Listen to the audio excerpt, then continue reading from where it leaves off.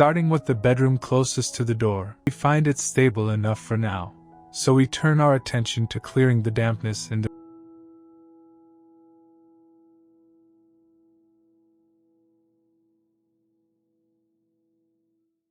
more light and air into the room, giving Grandma's living area a much-needed breath of fresh air. On tight spaces, lifting and wiping every corner, trying to restore some shine to the tiles that have dulled over time. It's an effort that's more physically demanding than it seems, but each wipe and scrub reveals glimpses of the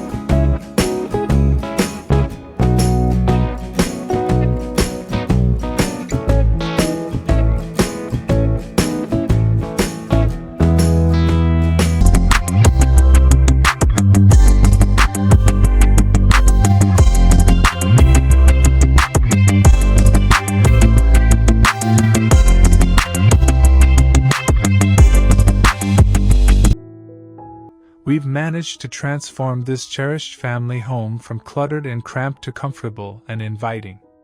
Each room now holds more